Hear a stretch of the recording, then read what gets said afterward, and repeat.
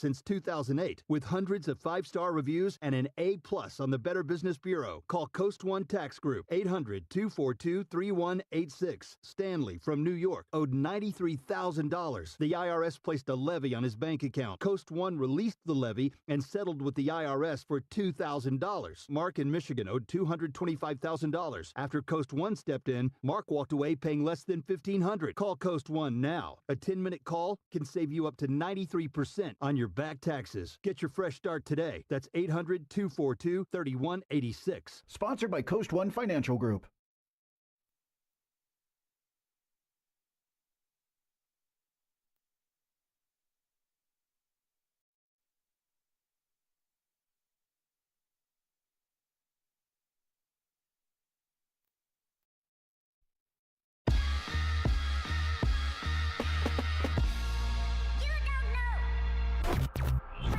You're listening to the JR Sport Brief.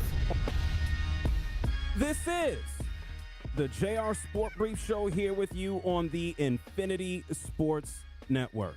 I'm coming to you live from Atlanta, Georgia.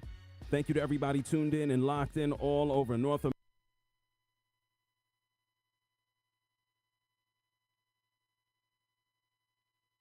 CBS Sports Central Texas, KWBT HD2 Waco, Temple, Killeen, Fort Hood is CBS Sports Central Texas, changing sports radio. Hello, and welcome back into Centex Primetime. I am your host, Jalen Gillis, as we are here on the Tuesday, after we got the full slate of football games this weekend, folks. Hope everybody had a great weekend of getting a chance to catch some sports, getting a chance to catch some Monday Night Football as well. I'm here joined with Rocky Miller in studio. I've got Kyle Gibson calling over as well as we get ready to go through some of these games.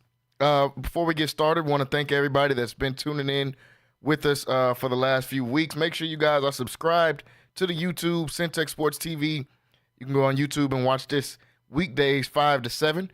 If you want to listen to this content, you can go to centexsports1.com, or you can also download the app Centex Sports One on the Google Play Store and on the Apple Store to be able to listen to this content weekdays 5 to 7.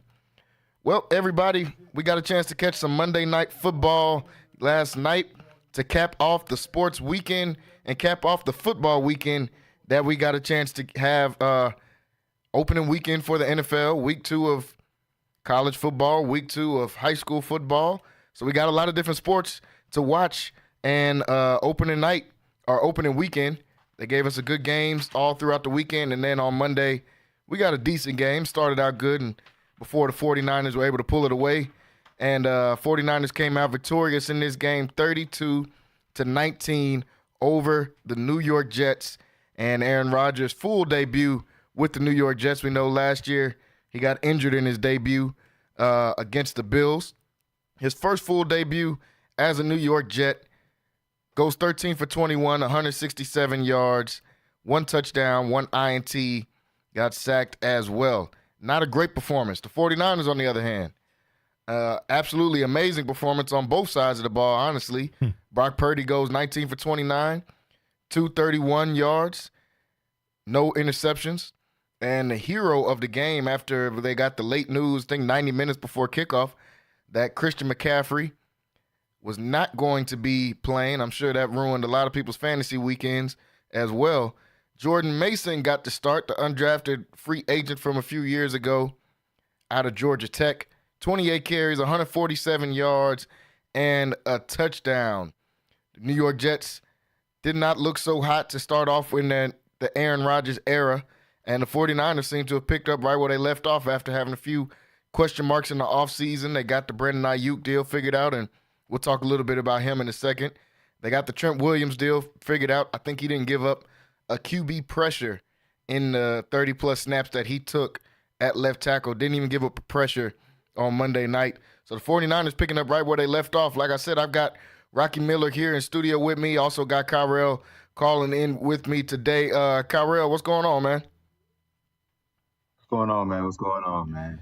Nothing much. Catching up on this football. Rocky, I'll let you go ahead and kick us off, man. what did you think about this game? We got to see 32-19 win for the 49ers.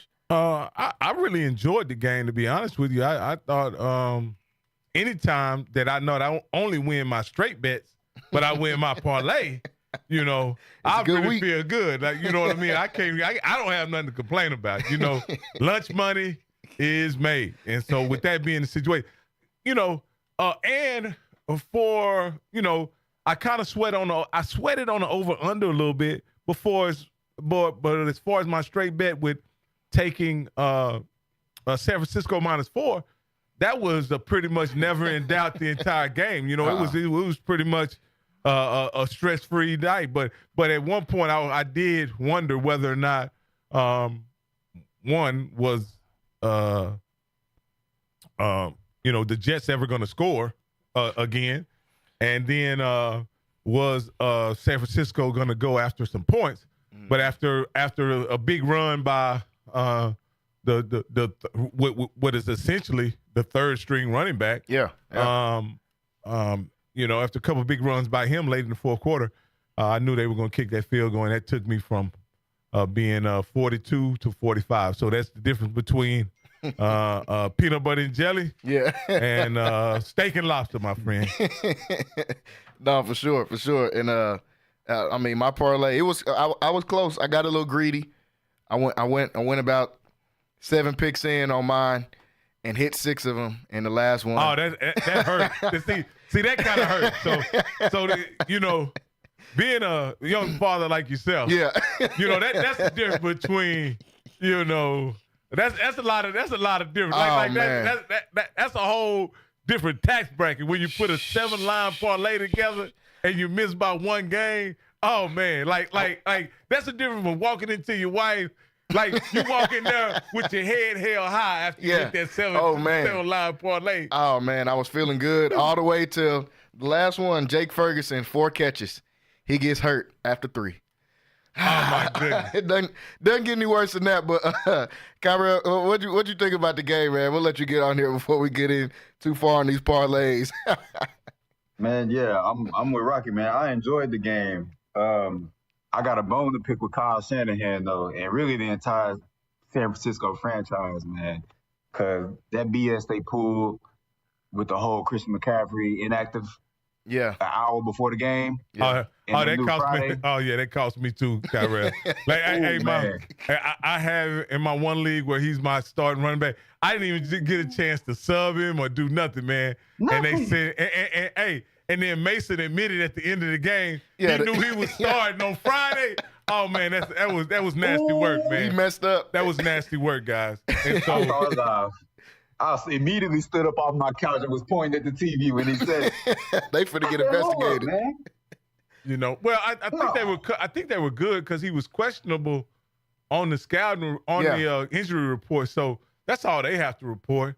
Now we took the risk in playing. In situations like that for you guys, for you fantasy players out there, in situations like that, you got to go with the projected 22 points. Like you have to. You can't really go down the list and go down to your second or third run. Now, for me, I had other options that I could have went with, but none of them were as good as Christian McCaffrey. So that's my fault. And I know now how Kyle Shanahan plays the game, and so I'll take that under consideration moving forward. I don't like him. I don't like him.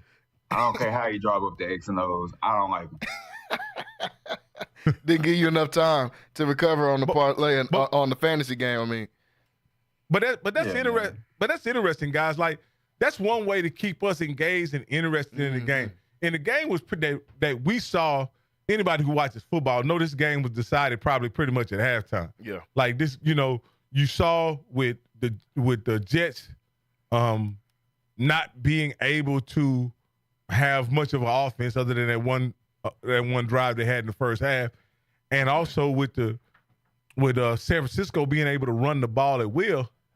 The suspense was really out of the game unless you had some action on the game. Yeah. And that action for me was, now it was fantasy and also straight bets and parlay. So and so that keeps the game interesting. That keeps the game kind of in question. And at one point, I didn't believe that betting affected the ratings of the game. I'm now at the point to where I definitely understand how someone who has action on the game, whether it be fantasy or a straight bets, can still be locked in as I was on that over and under 43, because it got kind of tenuous. I was rooting pretty hard for that last that field goal for San Francisco, though I covered it pretty comfortably eventually with the spread. Well, on the spread, of course, but even on the over under, they went over they scored. The Jets scored another touchdown, but at the time you don't know that they're going to score another touchdown. You just want to make sure you get to that 45, and that covers your 43.5. Go ahead, Kyrell. Oh man, I wasn't going to say anything really. I was just thinking about, my mind has started drifting to, how does Shanahan keep getting away with this? I'm watching the game, and these dudes are wide open. And I'm thinking, like, do you just have to blitz Purdy and just man up and, as covered as best you can across the field? Because I'm looking at all the throws that Purdy made last night, man, and I'm not seeing anything besides that corner route to Brandon Ayuk that was just like, hey, that was a good throw. That was a good throw. The rest of these, I feel like you could have put any quarterback in there and made that throw. I mean, he's floating it over a linebacker to Kittle on these corner routes, and I'm just like, man, there's nobody around. There's nobody around. Well, I'm not what I would consider a Purdy guy, but definitely not. I'm not a Purdy guy, but what I will say is that he is able to execute what Kyle Shanahan asked him to execute. Yeah, and that's really what's required. Schematically, Kyle Shanahan usually calls a masterful game. The only time he has trouble running the ball is in Super Bowls and big playoff games. Yeah. For some reason. But for the most part, he can find a way to run the ball with most any running back. And it goes back to this guy, Mason, who was the third running back, because, of course, CMC, he was out with a calf, and then Elijah Mitchell is on injured reserve. You bring your third string running back, and he comes in and rushed for 120 or 130. I can't remember exactly. But at the end of the day, 147. Excuse me. Well, excuse me then. Well, my point in saying that is, when you can bring in your third string running back and you can run for 147, what does that tell you? You're controlling the line of scrimmage, right? You're possessing the ball, right? And with that situation, you're dictating tempo and you're winning the physical battle. So there's really, as far as what Purdy has to do, when the passes present themselves, and a lot of times they're wide open, when the passes present themselves, you just have to make the pass. Yeah.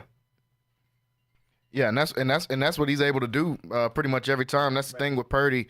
And like I said, I'm not a huge Purdy guy either. I'm with you guys. I don't think it's much of a Purdy thing. I think this is more of a Kyle Shanahan thing.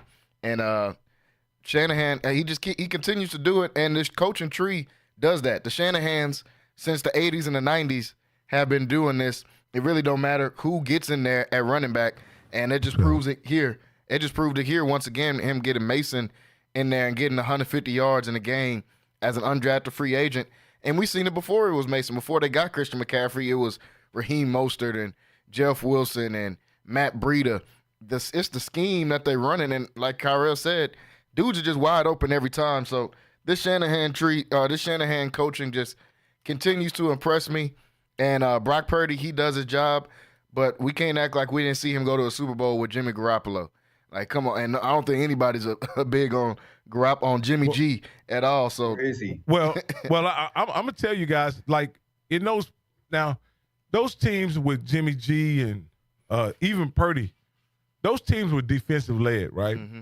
I believe with the securing of the contract, Brandon Ayuk, Also with Deebo Samuels under contract, CMC signing an extension, Kittle still under the fold, and them maintaining the services of Jennings and even acquiring Pearsall. What they're trying to transition this team from is a defensive dominant team to a more offensively led team at some point, because that really gives you more flexibility, and willingness to compete. Now, what ends up happening is, what does that mean in the draft? Means you're going to have to draft defensive players. Yeah. You're going to have to start drafting defensive players like Bosa, Greenlaw, and Fred Warner, the guys like that. They have they do a great job scouting DBs. They get a lot of secondhand DBs from other teams and are able to deploy them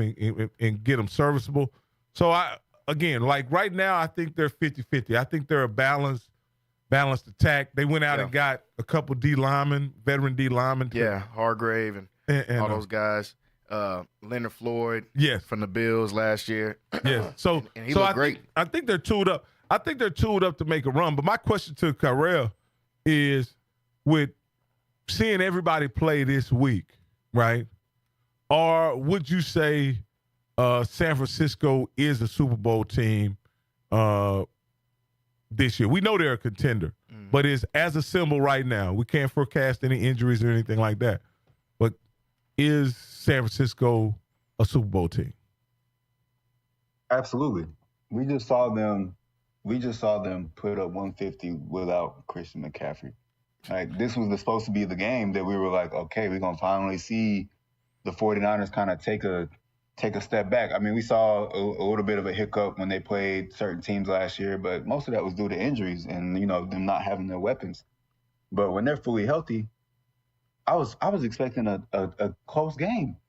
And the way Shanahan gets his receivers and tight ends to block, it's like almost like a 49er way at this point. Everybody on the offense is strong. Like, there's no pansies out there really that's just like not, just out there pancaking around. Like, everybody is strong. Brandon Ayuk is, he's a receiver, but he's also kind of in Debo's build. Yeah. Debo is their receiver, but it's also a running back. They really don't, I guess Jennings is their only receiver that's like just kind of built like that. But everybody out there is on the field to block, and he's physical.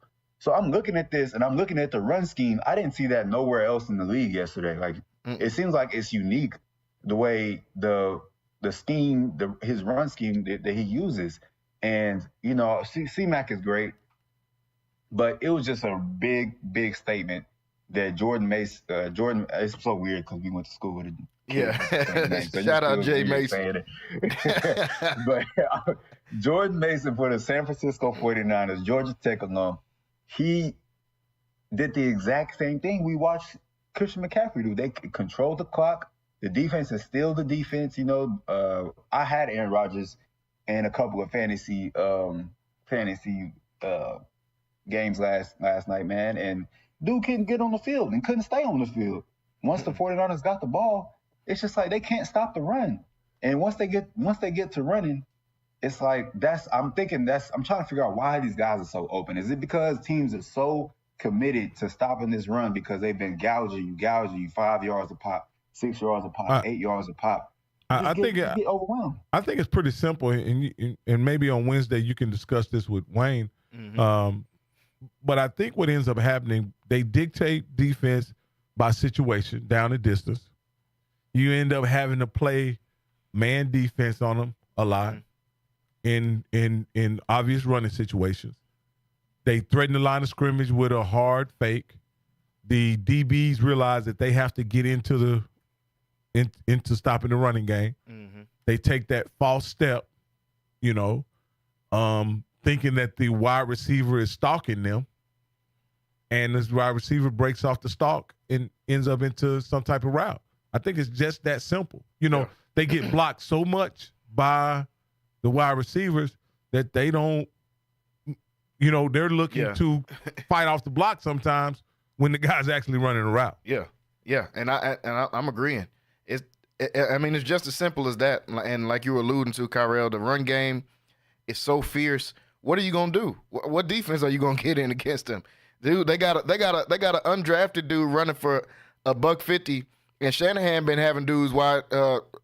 He's been having players wide open since his days with the Redskins in 2012. So he's figured it out. Especially like Rocky said, if you're gonna end up playing man, you're toast. And the Jets love man, and as they should. They got two of the best man corners in the league with DJ Reed and Sauce Gardner. But you're toast if you're gonna go out there and play man against the 49ers. Then if you somehow can't stop the run, I mean that's just pretty much over with. I think the key is if you can get, and Dallas did this a couple years ago in the playoffs. Unfortunately, they wasted a tremendous defensive performance when they were playing Brock Purdy. I think he was a rookie at that point. Mm-hmm. Is what Dallas was able to do is not so much cover Debo and Ayuk. What they were able to do is create down and distances that weren't favorable to the scheme of the 49ers. So when you try to run on first down and they stop you for 1 or 2 or a loss, they're 2nd and 2. 2nd and 8. Yeah. Then they may try to run again or run one of those, naked boots. Yeah, yeah. And we end up catching what's his name? What's number 44's number? Juszczyk. Kyle Juszczyk. He catches the 2-yard pass. Mm-hmm. Now it's 36, 37. See, now it's a different ball game now. Mm-hmm. Now we don't have to worry about the run anymore. We can just get into pass coverage. And in that situation, I think any DB's a better cover guy if they don't have to defend the run. Yeah. No, that's true. That's true. You have to limit their ability to run. The problem is, and this is just, goes back to maybe some of the market situation with running backs. Yeah, yeah. Is that no matter who's carrying the ball, whether it's Mostert, Elijah Mitchell, a few years ago, I forget the guy that went over to Mostert went over to Miami, but they had Jeff another Wilson. Jeff Wilson, yeah, school with him at UNT. Yeah, so you end up with all these different guys being very effective in the run game, mm-hmm. and that makes it seem like the running backs, no matter who you put in there, they're going to be successful, and that has devalued the importance of the running back. But I think it only devalues the running back in systems like Shanahan's. You got to understand, like that West Coast offense. Well, I mean, you can go through his dad. His dad had a number of guys that that ran for him. Even after Terrell Davis, he had a number of guys that ran for 1,000 yards for him. 40s. Portis was a dog, but still, Portis, he ended up, he had Portis, and then he had I forget the guy Anderson. He ended up having the little running back from Oklahoma. I can't think of his name. He had a number of guys that ended up running 4,000, and so over time that devalues the running back position. But it only devalues the running back position in the Shanahan system. You don't get that universal production in any other offense, in my opinion, other than the Shanahan system. And the only other team I've seen get kind of close to doing something like that was the Bill Belichick Patriots. They never really went after a top back. Of course, they had the Corey Dillons and guys like that every now and then, but I mean, most of the time they were winning Super Bowls with Shane Vereen and Deion Lewis, and but they weren't a running weren't a running team. No. They were a team that's predicated on passing the ball and playing situational football, and they kind of had a running back for every situation. Yeah, they did. You understand what I'm saying? Where it goes back to Falk, the guy Deion Lewis. They had a guy for every situation they ended up being in. Instead of having one guy, they had 3 different guys. And I guess in the same way, that kind of devalues the importance. But they never featured a running back the way that the Shanahan system truly features a running back. Jordan Mason carried the ball 28 times, and I think Troy Aikman or Joe Buck, one of them pointed out that he had never carried that many times in any game in college. Yeah. So he said that was the most work he got since high school. That's what Mason said after the game. So this is the first time even getting this type of load carrying the ball since high school, and like you said, these are wide open gaps that he's hitting going out there. But here's the question: with him or CMC or anybody else, can a back in this era carry 28 times week after week? I don't know how much sustainability that you'll have, and I'll let Kyrell answer that too. But I don't think the value. I think the value. I'm kind of agreeing with them as far as not the devaluing the running back, but unless you got a stud like a McCaffrey or you got a stud like 2016 Ezekiel Elliott. Well, if you got somebody like that, okay, let's go ahead and pay this dude and feature him and keep. But if you're gonna get a regular smegular kind of guy out there, I'm cool with drafting a dude in the 6th or 7th round and getting some production out of him. But Kyra, what do you think about this running back situation in the league right now? Yeah, I'm Christian McCaffrey is a special case because he's kind of like they said on the air last night. He can probably be a Pro Bowl at slot receiver, you know. So it's kind of a different case with him. But yeah, I'm very much in the school of, all right, I'll spend on a running back. You know, I'll draft a running back high, but I'm not re-signing you. You know, you can go. Yeah, I'll get another one. You know, there's so many talented backs just in America, man, and you're not going to, at this point, you're really not going to be hurting unless you go from like a C-Mac to a regular guy. I mean, you'll notice the difference, but at the end of the day, in that run scheme, man, like in that run scheme, question. I think that's the key in that run scheme, because I saw last year as a Cowboy fan us try to do it with just anybody. Did not work. Even back to when they tried to put in McFadden right before they got Zeke. It just doesn't work for everybody like that. I think in that scheme, but again, here's another reason why the running back position is devalued. How many teams would commit to running the ball 28 times? Not many. Now you take the 28 times he ran it, and then the 4 or 5 times Debo ran it, and then I think the backup running back may have ran 1 or 2 times. You know, you're talking around 35 times. How many teams run the ball 35 times anymore? That just doesn't happen in today's game. Teams are not committed to the run like that. No, definitely not. And quarterbacks have changed a lot of that, and that's featured in what I want to ask last about this question. And the receivers is a reason for that. Receivers are so talented, and Brandon Ayuk got his deal right before the season started. And last night he was pretty much a no-show. He got a couple balls his way, but we saw him drop that potential touchdown in the end zone. He had 5 targets, only had 2 catches for 28 yards. So, and they gave him top market money. They gave him $40 million a year, what he wanted. He's 30. Right there, $30 million a year. What he wanted, he's right there with CD and he wanted 33 and Justin Jefferson, all these guys. Was this the right decision? And Kyra, I'll start with you. Was this the right decision in paying this dude all this type of money, especially in an offense like the 49ers that's going to run the ball 40 times a game? They ran at 38 last night. Answer this for me real quick, Jalen. Where does he fall contract-wise and like amongst receivers? Is he 3rd, 4th? I think he's right behind Justin and CD. So 3rd. Yeah. No, I wouldn't have, honestly. I think you could have got another guy that could have got you that same production, well, close to that production, especially with a healthy Debo. I get it, he balled out last year, but to me, that was his first year, really, that he was just like elite. Before this, it was just like, oh, he's a good player. You know, he's a good player. But giving him $100 million, I think they could have kept that money and went elsewhere with it. Because I'm like, Ayuk is good, but he dropped that pass. That's a camp. You know, that's a camp thing right there. Mm-hmm. If he's in training camp, he catches that. Like, it was right in his breadbasket. I know he laid out for it, but once those 2 elbows touch, like, you got to catch the ball, man. Like, it's right there. But Ayuk, he's just not – to me, if you're going to get top 5 money, you got to be able to, like, bring us home every week in and week out. And I know that he had a year where he had games he showed he could do that, but that just wasn't a large enough sample size for me. I think that they would have, because I think the guy that they drafted that unfortunately got shot. Ricky Pearsall.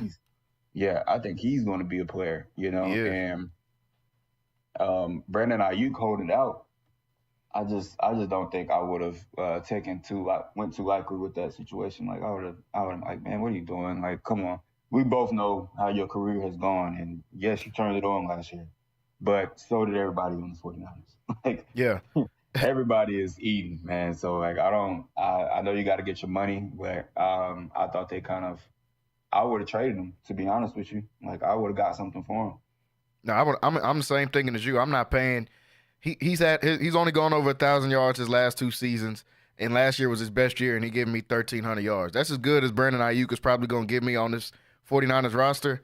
I'm not giving you top 5 receiver money for you to go get 1,300 yards. I'm sorry. I would have had to trade him for a first-round pick. And in this system, we know it's just going to be somebody else. Not saying he doesn't bring a lot to the table, but we can figure something else out as far as getting somebody else, especially with John Lynch and Kyle Shanahan and how they've been drafting and being able to get these trades and making these deals over the last few years. I thought they were going to try to figure it out, but they give him the money for Rocky. What you think about the Brandon Ayuk thing, man? Well, I look at it like this. You know, I kind of look at it looking forward, not as in right now. Okay. So I look at it like this.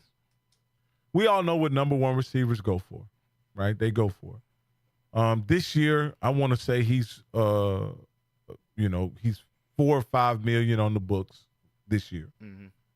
All right. Truth be told, this is probably Debo's last year with the team, because Debo's gonna require he's gonna want his salary appreciated. Mm-hmm. Do you want to pay a 30-year-old receiver, or do you want to pay a 26-year-old receiver? That's what it boils down to. Yeah. Right. And in the grand scheme of things, I think moving forward, if you got your guy, if Brandon Ayuk fits your system, is a good team guy, right, and has the appropriate amount of production, then you have to sign him. Now, what you pay him is always the question, and nobody wants to pay any more than they have to. But in this market, if you got your guy, you really just have to pay him whatever the market dictates. I mean, it's really not a lot of negotiation that goes on here. The only guys that they play hardball with are running backs. Yeah. They don't play hardball with anybody else in this league. And so in 3 years, let's look forward, Karel. In 3 years, you're not going to have Debo, right? Mm-hmm. You're going to have a massive salary hit because Brock Purdy is going to be, $60 million a year. $60 million a year. And Christian McCaffrey's going to be 3 years older. Don't you want, once you invest that $60 million in Brock Purdy, don't you want it to make sure at least you have one quality receiver on your team? Yeah. So and I think that's the calculation they're making.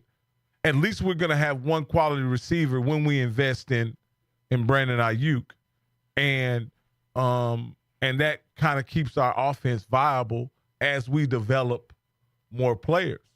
And you got to understand, in 4 years,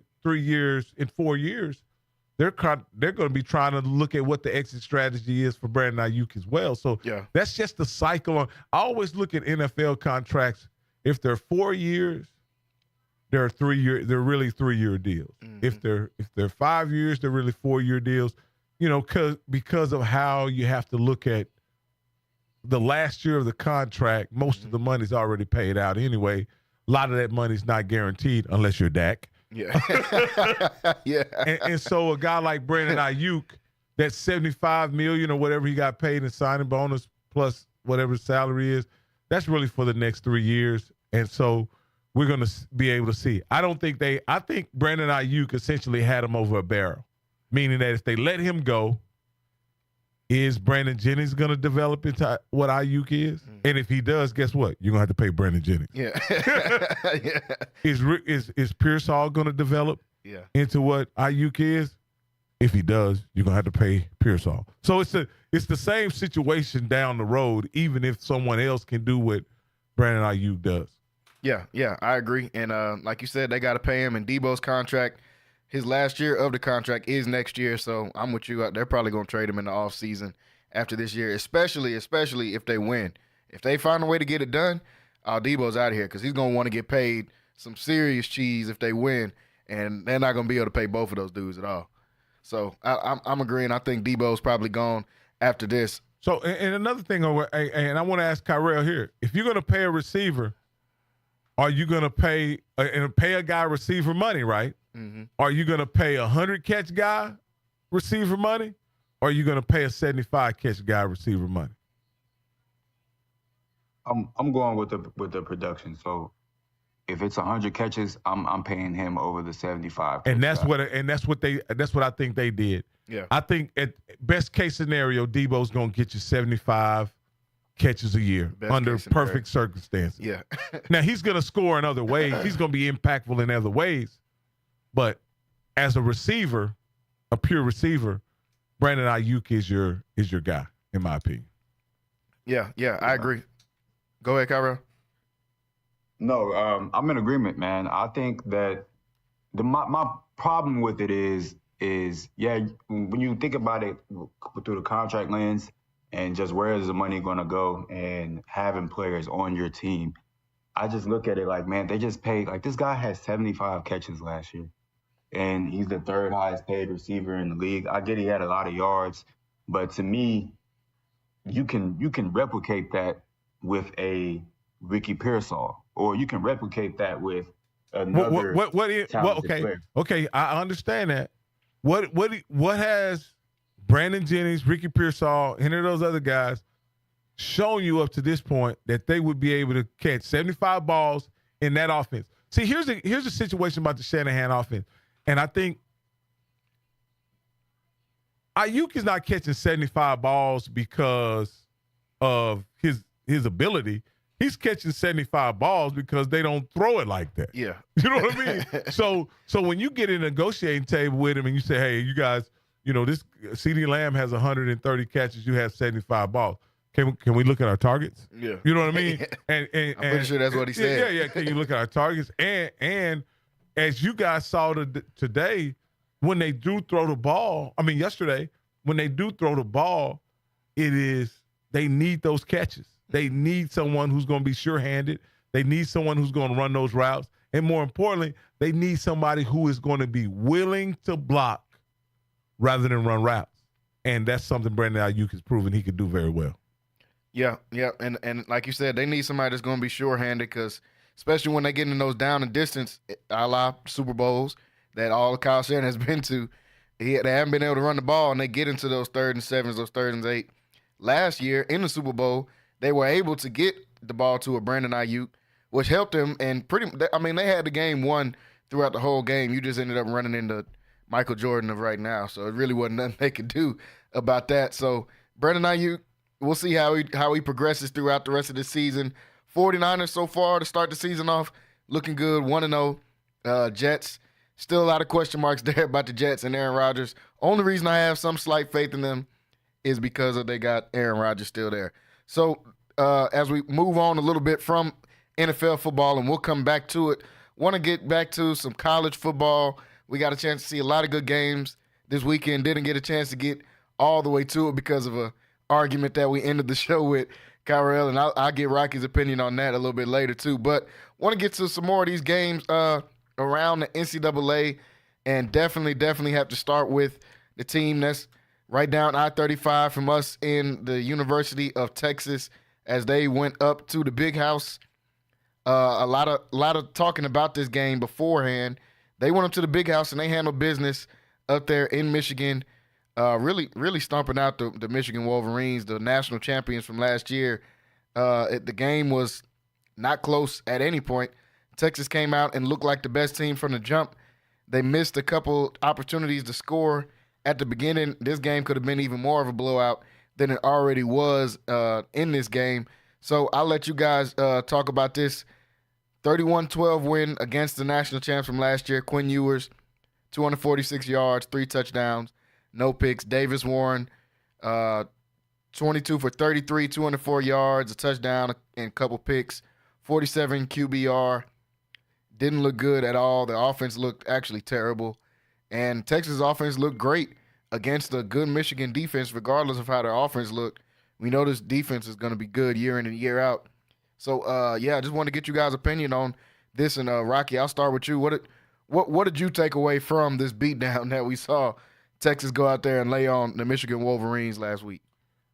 Two things I was impressed with. One was just the overall execution of the Longhorns. They did a great job executing. They were able to run their offense pretty efficiently. I was very impressed. The other thing I was very impressed with the precision for which Quentin Ewers threw the ball. Right, he threw it in. He was sensational throwing the ball. He did a lot of different throws, but he feathered some throws in there. You saw the heater where he threw it hard in the secondary, and then you also saw where he threw it with touch. I was also impressed with how their defense handled what was supposed to be a physical running game from Michigan. They handled it very well. So I think this was the consummate mismatch, in my opinion. It was a situation where clearly Michigan was outmatched, and there was no coaching or anything that Tyrone Moore was going to be able to do to offset just the sheer dominance of the Texas Longhorns. Yeah. It was a beat down from start to finish. Kyrell, what do you think about this team and how they beat Michigan? Not really just getting the win, but how they were able to win at Michigan too as well. When I was watching it, it was pretty apparent in like the first two series that Jim Harbaugh left for a reason. Yeah. Coaches do not leave when they have, good players or dominant teams hanging, in the vicinity. He has some charges coming too, but that's one of the reasons. But yeah, he has some charges coming too. Yeah, that's true too. But I'm just thinking okay, he saw the writing on the wall. That recruiting class, the class he had coming up, man, there was going to be the new batch of starters probably just wasn't going to be up to par. And, and he left. And I'm looking at it, it's like, well, let me go rewatch this Fresno State game. They look terrible. I don't think Michigan's good. No, they're not. Big ups to Texas for going in there and handling business, but that score was in the 30s and 30-7, or in the 30s, but it probably should have been in the 50s. Easily. And I just was looking at it as like, okay, well, how legit of a litmus test was this for Texas? It's a good road win. It's still the big house, but no Harbaugh. This team didn't look like the champion from last year at all against Fresno State the week prior. I mean, the quarterback was terrible the week prior, and then just to turn around and the offense is still kind of, lackadaisical. Donovan Edwards probably should have transferred, man, because should have. It's the same thing I was thinking. Out of there. Well, I just think, when you graduate 6 offensive linemen, you replace your quarterback. Mm-hmm. I want to say their leading wide receiver is gone. Mm-hmm. Several guys on the defensive line were replaced. I just think they're in a situation where they're just having to rebuild. They don't have the type of program that Alabama has had in past years where they just reload, right? They don't have top recruiting class year after year. So in my opinion, they're just on a down cycle, which, a lot of teams have to deal with, and they have to retool and build up their talent, Yeah. I'm sure the situation with Harbaugh leaving left a lot to be desired for recruits. He was a superstar coach that probably a lot of kids wanted to play for, and him leaving maybe dropped them down a tier on their on recruiting. But again, I look at it like this. I think Michigan played hard the entire game. Mm-hmm. I thought they were organized and ready for the game. They just were outmatched and outgunned. And and Coach Moore, hopefully, he has a better showing next week. I root for all black coaches in the NCAA, and so I want them to do well. Just like I was happy when Freeman beat was that Georgia Tech? Who they beat? Northern Illinois. No, the second week. Was it they beat somebody? I can't remember who they beat. Yeah. But I was also happy to find out when he lost to Northern Illinois, the coach who's coaching that team was black. Yep. So it was another black coach. So I was happy for that guy. I try to, be in reality, there's only like 6 black Division I football coaches, and I root for all of them in some capacity, man, because I think it's a area where we're underrepresented, and so I just, root for them to do well. Even if they're not championship caliber teams that they coach, I want their teams to play well. No, for sure. And hopefully, like you said, Coach Moore will get it together down there in Michigan. We know they got talent. They still got Donovan Edwards, who was projected to be one of the top running backs, if not the top running back coming into this year. So they got talent there. Hopefully they'll be able to get it together. Texas doesn't really have any more good games until they play Oklahoma on October 12th. They got a couple layup games, UTSA, Louisiana Monroe, teams like that. So we'll see how this Texas team progresses throughout the year. But so far in their beginning of the season, they look real good. So excited to see how this Texas team fares in the SEC. Moving on to some more of these games in the college ranks, and we kind of just alluded to one of them. Notre Dame, a ranked team. They beat A&M. That's who it was you were talking about. Yeah. Beat A&M in week 1. Came out and laid a massive egg in losing the game to Northern Illinois, even though they did, like you said, Rocky, had a black coach. So definitely shout out to him for being able to pull off that win.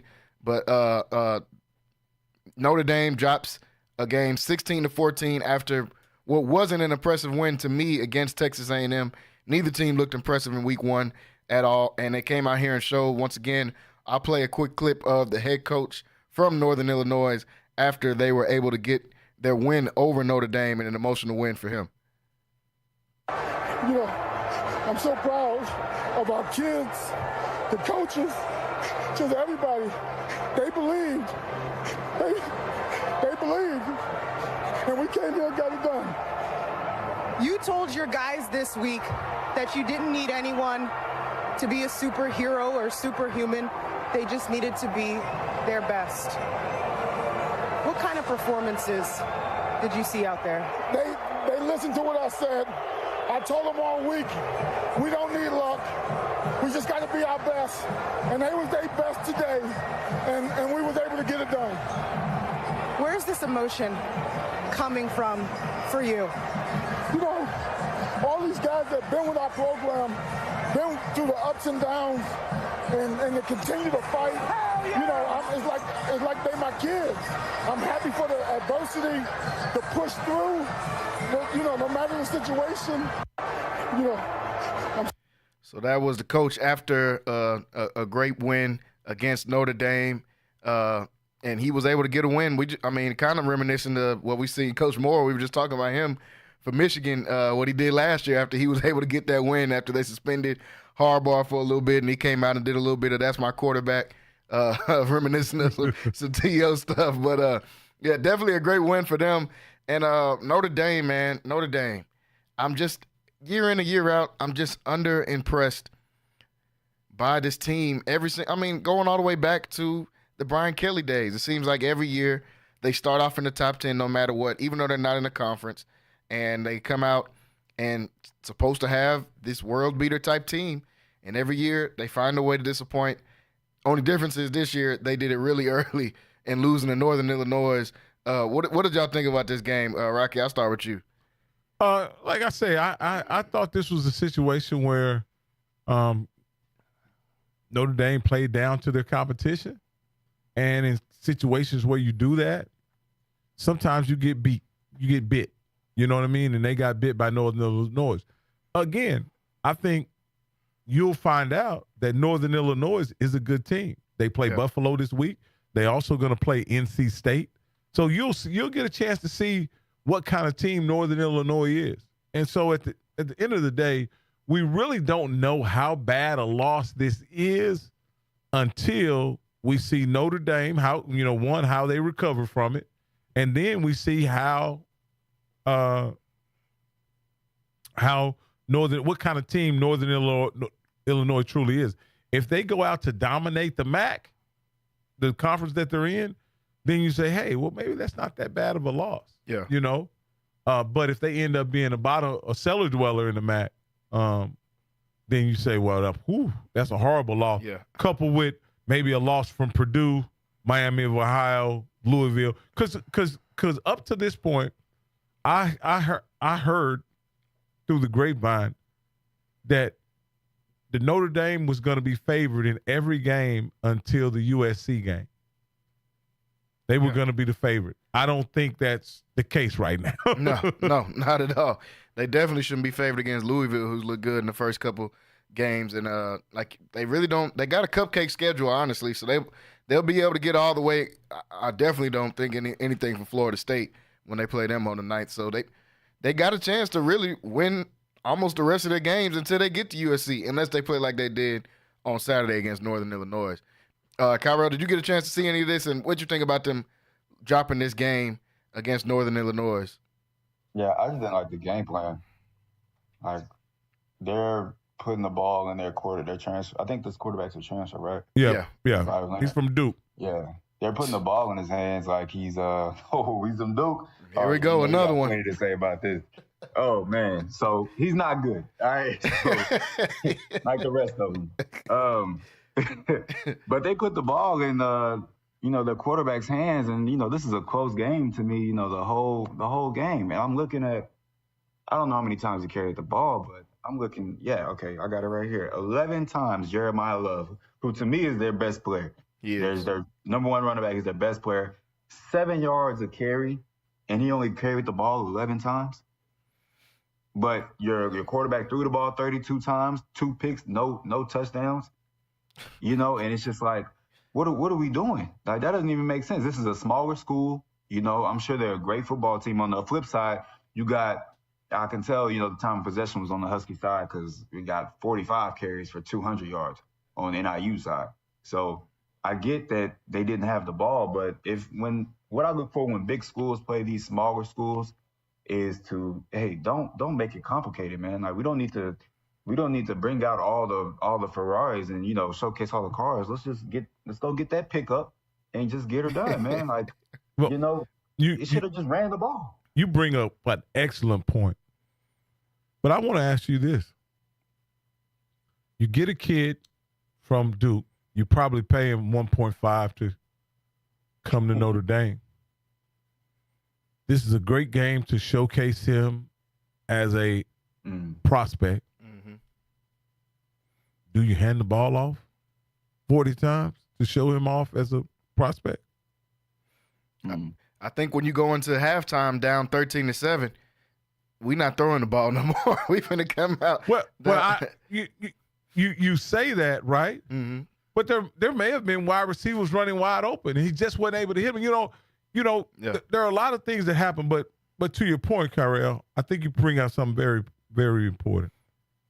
Notre Dame was in a game they were in the entire game. They were running the ball at a 4.4 clip. They should have committed to the run to the point to where they used their offensive line and their physical running backs to decide the outcome of this game. They did run it 29 times, but this is what I'll say. 11 of those times was the running back. You didn't, and sometimes when you're the running back running, either you running it through via zone read, which, that's popular, or sometimes you run it because you drop back to pass, you take pressure, or no one's open, and you scramble. So quarterback runs can be misleading. Yeah. So we know that they made, wow, this is an indictment on the coach. They called 16 or 17 called running plays by someone other than the quarterback. That's pathetic when you're rushing the ball at 4.4, yards. Guess what, though? Northern Illinois ran the ball 45 times. Averaging the same amount of yards. And Ethan Hampton had 5 carries. So 40 of those runs were running back. Or called run. You know what I mean? God. So you when you look at how the game unfolded, it was one team dominating the time of possession, and the other team, I think the better team, ran a game plan that was not conducive to winning. They were attempting to showcase their shiny new toy who had just went into Kyle Field and got a victory for Notre Dame. And then what ends up happening, they're in a football game, and these guys can't transition into just winning the game, which is they should have been running the ball and get out of there with a win.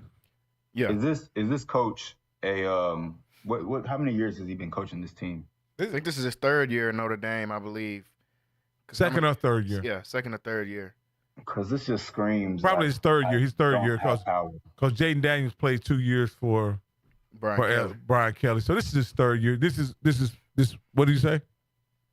It just screams that this coach doesn't have power. Like it screams money, so boosters, whoever got this $1.5 million to this Riley Leonard Duke quarterback, we want to see this kid. That's what this screams. Like there's somebody above that's not on the field or not on the practice field. It's like, hey, this is our guy, because I didn't even know. I thought it was clear cut. Jeremiah Love is the best player on that offense. Fact. Like I didn't even think that was. I thought that was apparent against A&M. Mm-hmm. That's their best player, just talent wise. And the fact that he, like you guys saying, 4.4 yards per carry as a team. Jeremiah Love averaged 7 yards per carry and toted the ball 11 times. That screams. What's the word we use? That just screams like lobbying. Yeah. Like the money is talk. Like money talks. Like we're trying to boost this quarterback up. And I also think in those games where you're getting the ball run on you the way that Notre Dame was, you get impatient as a team and you try to get it all back at once. Yeah. You know what I mean? True. And you end up in some bad situations that way. Yeah. And so I just don't think it was, we can both agree that, the Northern Illinois played well, but we also can agree that like you said, Kyrell, the game plan wasn't conducive to winning. You also I look at this, and this is crazy. This is even more nuts. They dropped that back to pass 32 times, and they didn't get sacked once. And he only threw for 163 yards and 2 interceptions. That's Duke. That's what that sounds like to me. Another Duke quarterback coming out and not showing much at all. Well, I like Riley Leonard. I liked him as a quarterback, but my issue is he's not a passer. Yeah. He's not a passer. Yeah. Like you can't. I haven't seen a game where you can put it on his back. No. And let him just throw you into a victory. That's not what he does. He's more of a playmaker. I'll put him like this. This is maybe a stretch when you talk about style as far as comparing it to this player. But he's really more of a Cam Newton type player than anything else. Oh, okay, yeah. Yeah. Okay. Let's go Tebow, because you said stretch, and I think we stretched that all the way as far as we can take it. But you guys understand what I mean, though. Yeah, for sure. He's a Tebow type player, so you have to have a Tebow type team around him. You have to put a couple tight ends in there. You have to run some of the power stuff. And it doesn't hurt to give the ball to your running back who's having a great day. Yeah. But I think this was a game where coaching let Notre Dame down. And with that being the situation, they lost the game. But we'll see what kind of coach Marcus Freeman is, because he'll have to come back. He comes back against Purdue. Yeah. and let's see how his team performs. Yeah, got a big game. If he lays an egg against Purdue, it could get ugly. Yeah, there's going to be a lot of questions going on in South Bend if they're not able to pull that one off. And that game is against Purdue this weekend. Folks, we're going to take a quick break, and we're going to come right back at the top of the hour as we get ready to talk a couple more college football games, and we'll dive into the full NFL weekend after we got to see the full slate of games. You're watching Centex Primetime here on Infinity Sports Radio, Central Texas, and on Centex Sports TV. We'll be right back. Are you looking for something new and unforgettable in Waco? Come to the Blazing Asian, where authentic Cambodian flavors meet creative culinary flair. Voted People's Choice as Waco's #1 Asian restaurant since 2019 by both the Wacoan Magazine and the Waco Tribune Herald. Located inside the popular Union Hall on 8th and Franklin, we're serving up family recipes with a twist. Blazing Asian egg rolls are rolled fresh. Required to qualify. Inside the popular Union Hall on 8th and Franklin. And for Baylor students, enjoy 10% off with your student ID. Central Texas, learn how to be a part of 254 Media Group, home of Magic 94.5, 94.5 The Beat, and CBS Sports Radio 94.5 HD2. Inquiring businesses, please call 254-252-4206. That's 254-252-4206. Or email roy@254mediagroup.com. NSJ Event Co., one of the premier event designers in Central Texas and a Centex Sports Network supporter. Voted Waco Awards Event Planner of the Year 2021, NSJ Event Co. is your go-to source for event planning. Whether it's your next baby shower, birthday bash, wedding, or retirement party, NSJ Event Co. will bring out the elegance, class, and style your event deserves. Call NSJ Event Co. at the number on the screen or scan the QR code to schedule a free consultation. NSJ Event Co., where the party lady takes care of all your event needs. CBS Sports Central Texas, KWBT HD2 Waco, Temple, Killeen, Fort Hood is CBS Sports Central Texas, changing sports radio. And welcome back to Centex Primetime here at the top of the hour, folks, as we just got done talking some college games. And still another college game I haven't got to get your opinion on yet, Rocky, and I definitely have to ask you about this one, a game that seems like, once again, everybody was watching. And we kind of ended the show yesterday on a debate that sparked off of this game.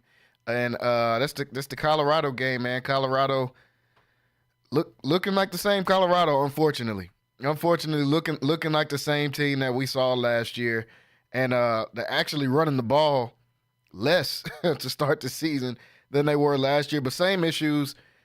Shedeur was under attack the entire night as they lost the game 28-10 against Nebraska.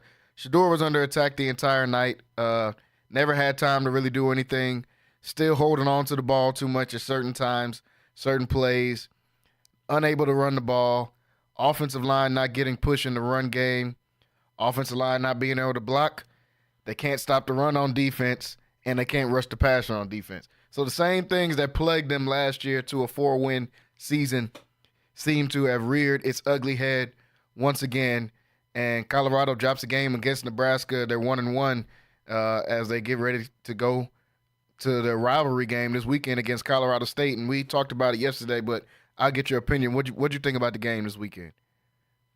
I was frustrated watching the game. Yep. I thought they would have more options as a team other than just throwing the ball with Shedeur. Mm-hmm. They ultimately have the team that Coach Prime paid for. And unfortunately, he paid for a team to where his son could be the featured, son and Travis, could be featured on the team as the best players, the most dominant players. But in essence, you don't have the big guys on either side of the ball to be really competitive at a high level. And that's what we saw Thursday night, is that they weren't able to get pressure on Raiola, who I thought was very average after. Very, very average. Very average. And they weren't able to protect Shedeur.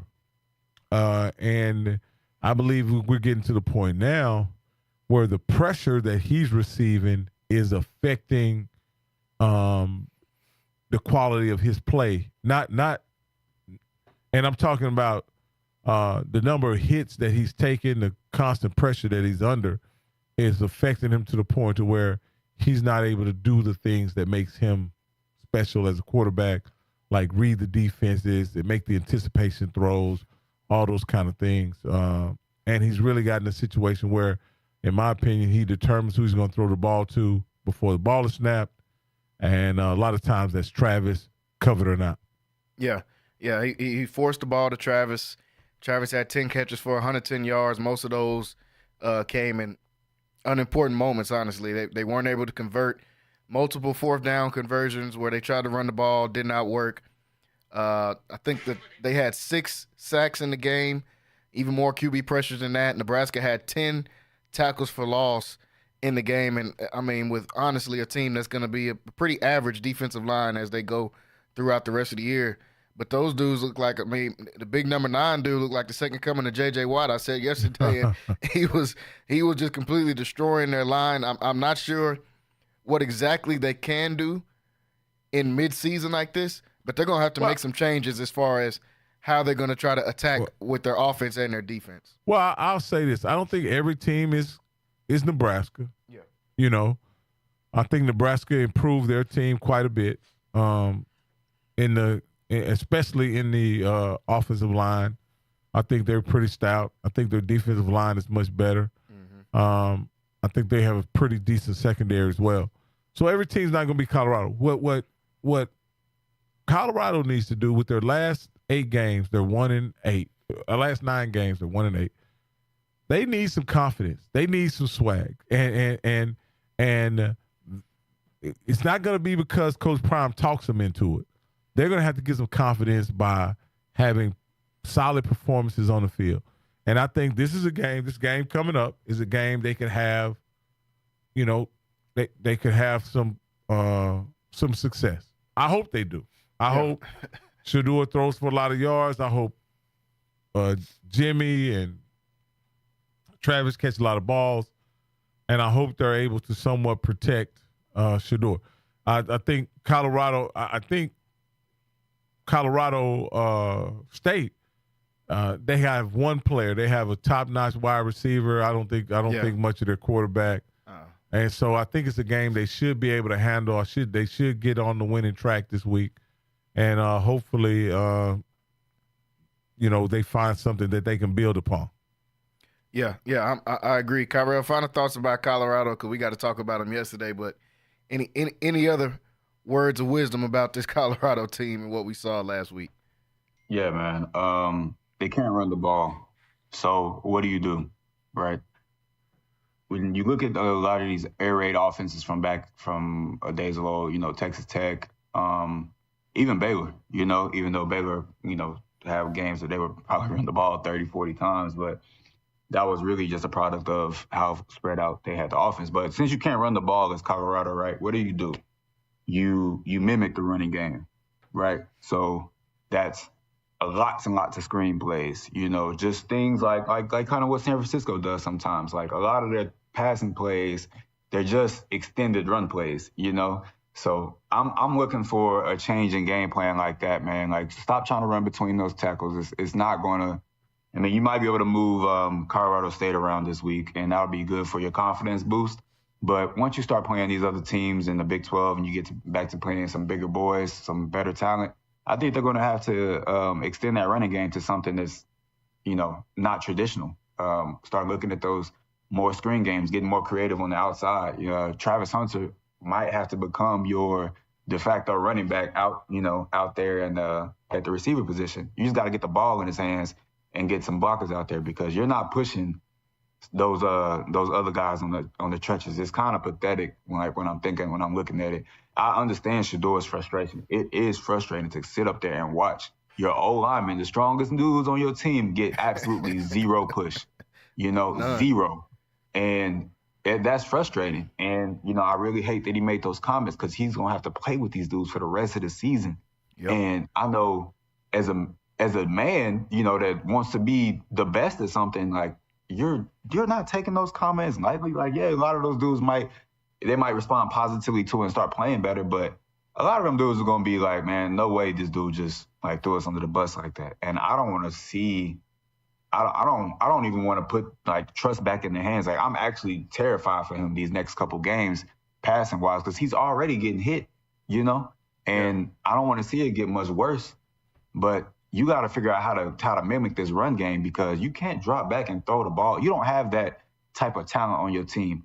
Like, I'm using Deion's words, you know, he got 2 Lamborghinis, but hey, man, that's it, you know. And them trenches are discount players, you know. Shout out to 5-star left tackle, but you know, nobody's really playing like a real lineman, man. It's like there's no pride in this. How do you not get? It's kind of pathetic. It's like down, set, hut, and they taking 2 steps back on running plays. Running plays where you're just supposed to lean forward and push with all your might, and you can't do that. I get it. Nebraska has improved, but they'll probably be able to run the ball better on against Colorado State. But, you know, next week they got Baylor, and Baylor's not a great team, but I expect the same type of struggles against a mediocre team and what I think Baylor is right now. So they got to figure out something else, man. Screens. I just want to see screens and just plays that mimic the run game. And then maybe we can get some pressure off Shedeur. You just got to get them defensive linemen to hesitate for a second. Just get them to think. As soon as they think, their feet slow up. So just, I don't know, man. Let's do something, because it's not working, and it's kind of upsetting to watch. Yeah. I mean, I'm agreeing with both of y'all. It's kind of upsetting to sit up and watch, and we know the talent that Shedeur is, but there's nothing you can do if, like you said, as soon as you say hut. I watched some of those sacks earlier this morning as I was preparing for the show. I mean, this dude, the second he's saying hut, he's getting hit almost. I mean, it's almost like, you just use your words, Kyra. It's kind of pathetic. And dude with the neck brace on out there for Colorado, hey, he's getting beat every play. That neck brace isn't doing anything. Every single play he is getting beat. I think it's Benson. They got to figure something out, man. That dude had him folded up like a wallet the entire night, and they got to do something different there. But we'll see how this Colorado team does. Like Rocky said, they got a Colorado State team this weekend that they can probably build some confidence against. So we'll see how they fare as they go throughout the season, and we'll keep an eye on Coach Prime out there in Boulder, Colorado. Another game off the weekend, Rocky, that I wanted to get your opinion on, we talked about a little bit yesterday, was you and Kyrell's Dallas Cowboys were able to come out with the victory week 1. They went in as a 2-point underdog in the game at Cleveland. Deshaun Watson, it's just not Deshaun Watson anymore. We got to come up with a new name for him. This ain't Deshaun Watson. Looks like he got his talent took like Space Jam when the Martians came in and took Charles Barkley talent and all that. Looked like that's what happened to Deshaun Watson. He looks terrible out there, but Cowboys defense looks great. They had a decent game on offense, nothing remarkable, but they did the job that they needed to do. I think the first couple drives were very well scripted by Mike McCarthy. They came out and got accomplished exactly what they wanted to do, hit him in the mouth early, and they were able to feature CD and Zeke and all those guys. They got them touches early in the game, and after that, they just let their defense take off. Micah Parsons looks like a stud once again, and I'll let the Cowboys fans take over and talk about what did y'all think about this game. And Rocky, I'll start with you. The 33-17 win over the Cleveland Browns. I thought they were solid on both sides of the ball. I was very impressed on the production of CeeDee Lamb with his holdout. I was concerned, would he be ready to play? Could they incorporate him into the game? And they did a great job with that. I also was concerned about, the running game and how it would do. It looked the same to me, as far as, the efficiency, but something about having Zeke carrying the ball that really made me feel secure that we weren't in threat of fumble or whatever. I also like Zeke being in the backfield with Dak because he's an excellent pass protector. Yeah. In pass pro, he is outstanding. So again, I think, I think we're a solid team right now. I don't have any expectations of what we'll be moving forward. We have a game against New Orleans coming up. We're a 6-point favorite. We're a horrible home favorite. You know, if anybody's a Cowboy fan knows that we are horrible home favorites. But I'm looking forward to see if what happened in Cleveland can translate to a performance at home. Because if we can get pressure on the quarterback, right, and we can play as efficient as we played on offense, we're going to be in most games and also with a chance to win. Yeah, I agree. And I'll ask both of you this question. I'll start with you, Kyrell. Is this more of good Cowboys, or was this just really, really, really bad Deshaun Watson play and Cleveland Brown play from the offensive standpoint? Man, you put me in a tough spot with that one, but I'm going to have to, just watching the game live, it was a combination, man. Like, yes, they were bad, but they were also bad because they just kept getting behind the chains. Like, it was penalty after penalty. So Deshaun Watson was horrible. Yeah, he probably has been overtaken by a monster or something, and not the Looney Tune kind, because I just read like the new allegations he's facing, and he's not focused on football. Somebody need to go get that dude, man. But at the end of the day, I saw a team that kept getting up behind the chains. They couldn't run the ball. And I'm going to attribute that run game, that you're stopping the run game, to Dallas's defense. I'm not worried about anything in that Mike Zimmer defense. We were I would say, a front-running defense last year because we couldn't really do anything once teams had a positive first and second downs. But I attribute a lot of that to our lack of talent at the linebacker and nose tackle positions. So they handled that in the offseason. I have to salute that front office for handling that. They went and spent resources on linebackers. We got DeMarion Overshown back, who's, he looked good. The talk of Cowboys town this week. But Eric Kendricks, man, like, he was, I don't know if you guys are, Rocky, if you was paying attention, but Eric Kendricks, Overshown looks at Eric Kendricks before every play, and Eric Kendricks is pointing and telling him exactly what to do.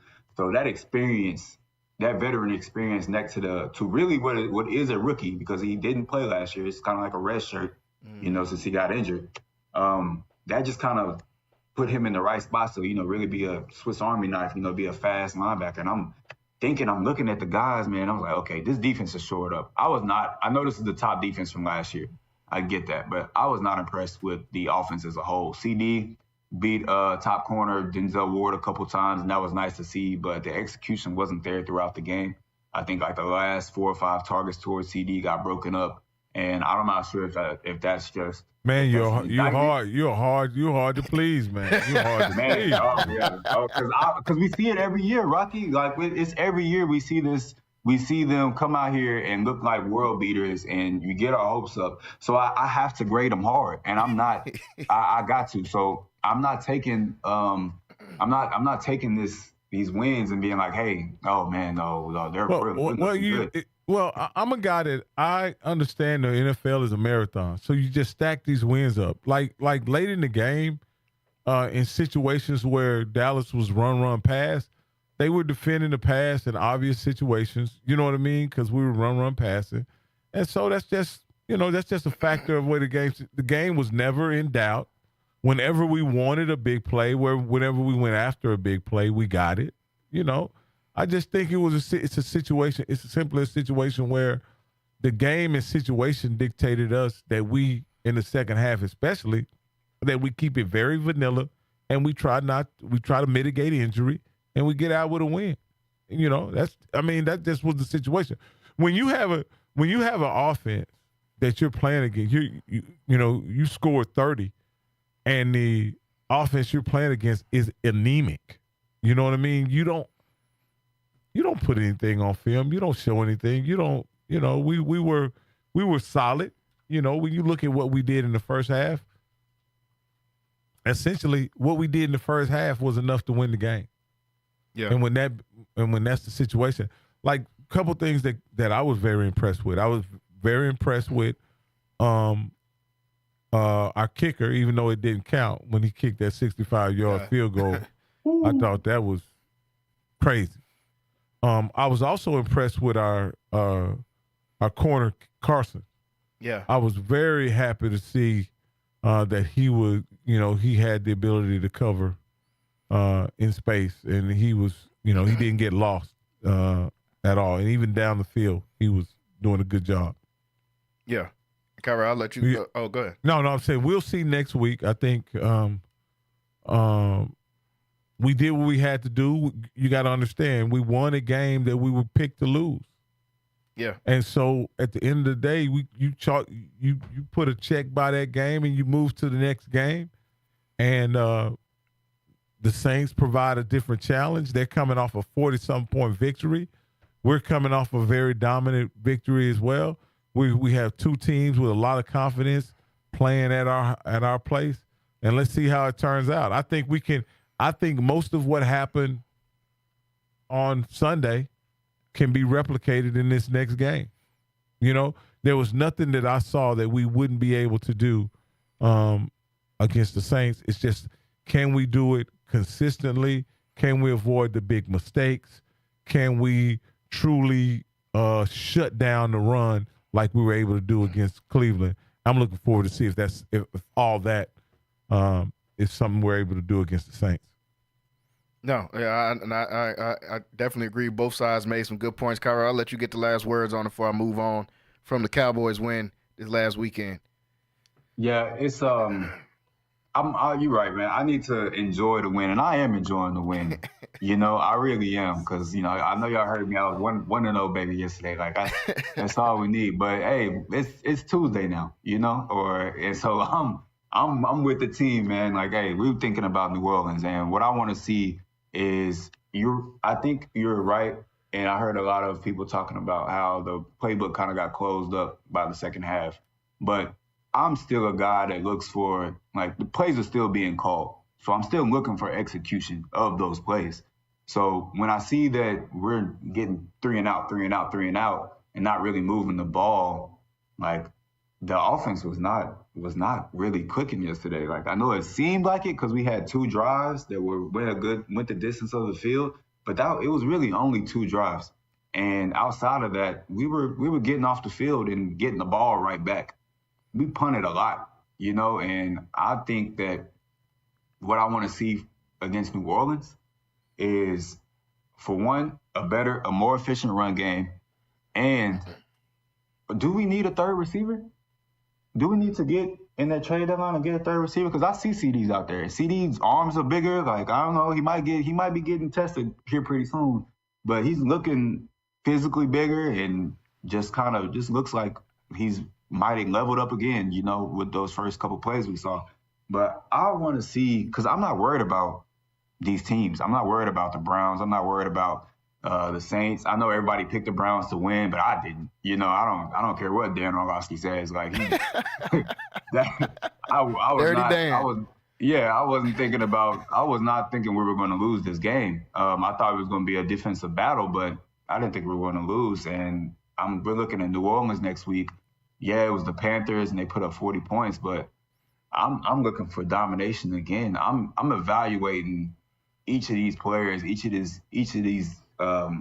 departments on this team, play by play, and I'm looking for execution. I really don't. I'm not interested in seeing what they do or what the end goal or the team goal was. I want to grade these dudes individually, play by play, because at the end of the day, you're getting paid millions of dollars. You need to execute if you're on the field, despite if it's a vanilla offense or not. So at the end of the day, third down conversions is everything in this league. If you're great on third downs, then you're a great football team. So whenever I don't see us convert those, I'm worried, and I want to see us do things. I'm a tough grader. You absolutely right, man. So Kyrell got some things he wants to get off and see more of with these Cowboys. So we'll see how they do against in what should be a really good game, honestly, this weekend against New Orleans. But like you said, Kyrell, 1-0 after week 1. So definitely something to celebrate. And remember, folks, Central 94.5 FM, 94.5 Magic is the flagship station for the Dallas Cowboys here in Central Texas. So if you're here in the Central Texas area and you want to listen to the Dallas Cowboys play every Sunday, tune in right here on 94.5 Magic. Before we go on the break, I want to give Rocky a chance to talk about what we got to see from some HBCUs this weekend and talk a little bit about his show that will be airing right after this at 7:30, I believe. 8 o'clock. 8 o'clock, right after this, the HBCU Coaches Corner, 8 o'clock on Tuesdays. You can catch that here and on YouTube as well. Rocky, what are some of the things we saw from some of the HBCUs this weekend, and then your show right after that? Yeah, well, first off, I want to say the show airs at 8 o'clock on Tuesday, so you can catch us in an hour. We're going to give you an hour off, give you a chance to get you a little lunch, get you some dinner, and then you can settle in for HBCU Coaches Corner, hosted by myself and Johnny Cole. And so, yeah, we want to do that. And Coaches Corner is a show where we highlight HBCUs, highlight HBCU coaches. We have an interesting interview today. Interview with Moses Harper from Lincoln College. He's going to be on today. We're going to interview him, and we're going to recap the action from this past weekend, along with review some upcoming games that we have going on. Just want to recap some games this week in HBCU football. This was pretty much what they call money games going on. This is when they go. This is when Florida A&M travels to Miami and they don't expect to compete in those games. They got beat 56-9, but they get a big check when they leave the game. And then you also had Alcorn State out of Mississippi playing Vanderbilt. They got blanked 55-0. But we also had Prairie View A&M travel to Northwestern down in Natchitoches, Louisiana, and they got the victory 37-31. It was a scintillating, exciting game. I was able to watch it on ESPN Plus. The game ended with a one-time down from the 1-yard line. Northwestern had the ball, and fortunately, Prairie View was able to keep them out the end zone. And then your friends down in Houston, TSU, they played a money game, and they earned every penny of it. They went across town to play Rice, and they got beat 69-7 as well. And then we had Savannah State traveled to Southern down in Baton Rouge, and they got beat. Southern won 42-10. There's some other games of note, but you can catch it on HBCU. The rest of the games on HBCU Coaches Corner tonight at 8 o'clock. Please tune in on Centex. Infinity Sports 94.5 HD2, CentexSports1.com, and also. You can also download the app at Centex Sports 1 on your Google and Apple Play Store. Yep, so get ready for that, folks. That is at 8 o'clock following the show tonight. HBCU Coaches Corner, and they get pretty riled up on the show, y'all. I've been tuning in the last few weeks, so y'all not going to want to miss this. A great show, and that is at 8 o'clock. Folks, we're going to take a quick break, and we're going to come back and wrap up some of the rest of these NFL games we got to see this last weekend. We'll talk about some of the rookie quarterbacks. We'll talk about some surprises and some disappointments from the first week in the NFL. You're watching Centex Primetime right here on Infinity Sports Radio Central Texas and on Centex Sports TV. We'll be right back. Something new and unforgettable in Waco? Come to the Blazing Asian, where authentic Cambodian flavors meet creative culinary flair. Voted People's Choice as Waco's #1 Asian restaurant since 2019 by both the Wacoan Magazine and the Waco Tribune Herald. Located inside the popular Union Hall on 8th and Franklin, we're serving up family recipes with a twist. Blazing Asian egg rolls are rolled fresh daily, and their sauces or marinades are made in-house with love. Stop by today. Located inside the popular Union Hall on 8th and Franklin. And for Baylor students, enjoy 10% off with your student ID. It's the family feels for me. The banana pudding peach cobbler make you want to holler for me. It's the candy yams, mac and cheese, beef tips, pork tips and rice, collard greens. It's the sweet potato pie, sweetie. Fried chicken you've been missing, the lemon sweet tea dressing on Sundays when you all dressed up. Chest pie, buttermilk, and pound cake. Cornbread with butter just dripping, always fresh baked. If you need Southern style, soul food, home cooked meals that you can feel. Chicken and dumplings, chicken pot pie, 719 South 11th Street. Sassy's, come on by. NSJ Event Co., one of the premier event designers in Central Texas and a Centex Sports Network supporter. Voted Waco Awards Event Planner of the Year 2021, NSJ Event Co. is your go-to source for event planning. Whether it's your next baby shower, birthday bash, wedding, or retirement party, NSJ Event Co. will bring out the elegance, class, and style your event deserves. Call NSJ Event Co. at the number on the screen or scan the QR code to schedule a free consultation. NSJ Event Co., where the party lady takes care of all your event needs. Central Texas, learn how to be a part of 254 Media Group, home of Magic 94.5, 94.5 The Beat, and CBS Sports Radio 94.5 HD2. Inquiring businesses, please call 254-252-4206. That's 254-252-4206. Or email Roy at 254mediagroup.com. Are you looking for something new and unforgettable in Waco? Come to the Blazing Asian, where authentic Cambodian flavors meet creative culinary flair. Voted People's Choice as Waco's #1 Asian restaurant since 2019 by both the Wacoan Magazine and the Waco Tribune Herald. Located inside the popular Union Hall on 8th and Franklin, we're serving up family recipes with a twist. Blazing Asian egg rolls are rolled fresh daily, and their sauces or marinades are made in-house with love. Stop by today. Located inside the popular Union Hall on 8th and Franklin. And for Baylor students, enjoy 10% off with your student ID. CBS Sports Central Texas, KWBT HD2 Waco, Temple, Killeen, Fort Hood is CBS Sports Central Texas, changing sports radio. Welcome back into the final 30 minutes here of Centex Primetime. Jalen Gillis still here, joined by Rocky Miller and Kyle Gibson, as well as we got a chance to talk about some NCAA football from this weekend. Got a chance to review some NFL football from this weekend, and we'll talk a little bit more about some of these games we got to see in the NFL. I want to talk about these rookie quarterbacks, but before we do, I want to ask about what are some of the surprises that we've seen this weekend in week one. I know it's week one. A lot of people say, don't put too much stock into week one. Teams are trying to just get their feet under them and get ready for what is a marathon, as Rocky just said a few minutes ago, in an NFL season. But we still got to talk about some of the things we got to see from this upcoming week. So I'll start first with I'll go with one of the surprises from this weekend, and then I'll go with one of my disappointments from this weekend as well.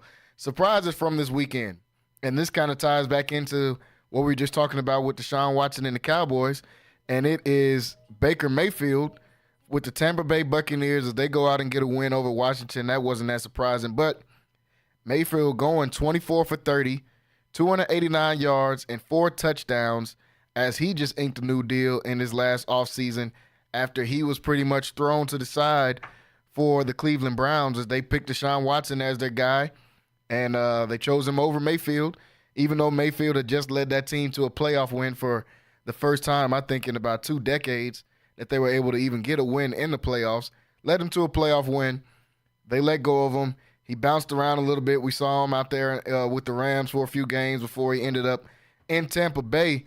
And, last year he looked good. He looked decent at times, but end of the season really good and led this team to the playoffs. And there were no expectations for the Buccaneers after Tom Brady was able to leave. And after Tom Brady retired, he led them back to the playoffs. And he really shined in week one. 24 for 30, like I said, almost 300 yards, 4 touchdowns. He looked really good. Their rookie running back out of Oregon looked good, Bucky Irvin, but very impressed with Baker Mayfield and how he was able to control the helms for this Tampa Bay Buccaneers squad. And he's going to give his guys a chance. That's the thing I do like about Mayfield. He's going to give his guys a chance to catch the ball. He knows who his top targets are, and Mike Evans and Chris Godwin, and he gives these guys plenty of chances to be able to go out and win the game, and they did just that. So definitely very impressed with Baker Mayfield. Now to the disappointment of the week, and it would be really easy to go with the New York Giants, but we kind of leaned in on them yesterday, and I don't have anything else to say about Daniel Jones. I think he's just Daniel Jones at this point. Nothing else to say. He's been honestly terrible for a few years now. No idea how he robbed the bank and got that $150 million contract that he got from the Giants, but he got it. That's not even who I'm going with for the disappointment. The disappointment is the Carolina Panthers. The Saints weren't projected to come in and just be world beaters. Actually, most people in New Orleans were upset about the lack of changes coming into the season. And the Carolina Panthers go out here and lose 47-10 after having such a terrible year last year. They traded away their number 1 pick to trade up or they traded away their pick from last year to trade up and get Bryce Young a couple years ago. They get him. He goes 13 for 30 in week 1, 161 yards, 2 picks, 32 rating at the QB spot, got sacked 4 times. No production really from anybody on this offense or on this defense. The Carolina Panthers look to be the exact same team from last year. I didn't think they were going to come in and make major changes, but you lose 37 points in the first game of the season to a team that might not even make the playoffs. It's just not what you want to see at all. I am definitely disappointed in the Carolina Panthers, and I do have to apologize to the New England Patriots, who got a win this last weekend. I said they were going to be the worst team in the league this year. Clearly, it's going to be a heavyweight fight for worst team in the league between the Panthers and the New York Giants. So those are my two, my surprise for the weekend and my disappointment for the weekend. Kyrell, I'll go to you, man. Any surprises that you had for this weekend or any disappointments that you had from this past weekend and opening week of the NFL season? Yeah, man. I'll start with my disappointment. It's got to be Cincinnati, man. I know we're excited for Gerard Mayo, right? Yeah. Yep. Yeah, we're excited for him and to, usher in that new New England Patriots era. We all thought that they weren't going to be good, but I'm just looking at Joe Burrow, who didn't. He had a nice completion percentage, but just the way the summer has gone with Jamar Chase, and just to come out there and just kind of lay a dud like that, they looked like they were sleepwalking, man. And I know the Patriots defense was flying around and everything, but that was just so disappointing. We're gonna have to start having these conversations about Joe Burrow, man. I mean, dude's been the rich kid on the block ever since LSU. Had all the toys, all the cars, and he went to that Super Bowl. But I think it's time to start looking at him in a different lens. We got to stop talking and put him in that Josh Allen and Mahomes conversation just because he went to the Super Bowl. Quarterbacks can go to a Super Bowl. That Bengals defense was hot. Okay, so I think it's time to revisit that. My surprise for the weekend. You said a real good one with the Buccaneers, but I'm gonna have to. I really wasn't I was surprised. It's another disappointment, honestly. I want to talk about the league. I do not like the quarterback play of the league. I brought this up yesterday, and I'm just like, man, it doesn't look good. Caleb Williams, I know he's a rookie, and I know it's common, but he didn't look great. He got the job done, I guess, but Tennessee, I'm just looking at all these quarterbacks across the board, and it just seems like only a handful, probably 3 or 4 guys actually played well, and it's where are the quarterbacks at, man? I'm thinking back to these days of old, just 10 years ago. You can go through every division. You had 2 or 3 guys that you were that weren't duds in every division. And now I'm looking around, it's no, I could play their defense this week in fantasy. I can pick up their defense this week in fantasy. Because Bryce, we're going to talk about Deshaun Watson. He clearly had the worst week. But Bryce Young, man, Anthony Richardson came off the board after him. Carolina, how are they feeling about that draft pick? And then trading up, like you mentioned, the quarterback play is just not looking great. Will Levis, I'm sure he'll, all these players will get better, but it's just not looking good, man. I was actually kind of disgusted and just kind of sitting back on my couch reminiscing about, the Carson Palmers, the Phillip Rivers, these quarterbacks that were just here. They weren't necessarily just world beaters, but they'd be top 5 right now. Phillip Rivers would be probably a top 5 quarterback right now. And I'm thinking man, this is the quality of play. I'm wondering what to attribute that to, but no surprises for me, man. Just disappointments. I knew Carolina wasn't going to do anything. I was surprisingly disappointed in the Bengals. That's my answer. Okay, yeah. Go ahead, Rocky. Well, let me see. I mean, I've been thinking about this, and I guess I was surprised by how the Patriots were able to handle the Bengals. Yeah. I was surprised by that. like you, Carrell, I expected the Bengals to win that game. I took them to dominate. Matter of fact, I would be $550 richer if they had won by more than 9 points. So I was extremely disappointed based on that. But again, I think in today's football, and you talk about the quarterback play, right? Before I get to my, my disappointment, you have to look at, in this era of football, the first 3 games are really like preseason games, right? Because guys don't get real game speed work until the regular season now. Most of the players don't play. And if you look at the teams that played their guys in the preseason, they generally did pretty good. You look at Kyle Shanahan played his guys. They did pretty good, right? Yep. I'm trying to think of the other team that played their guys. Houston, we played them first quarter. We played our dudes. Yeah. Houston, first quarter of preseasons. Houston was able to ink out a victory against the Colts.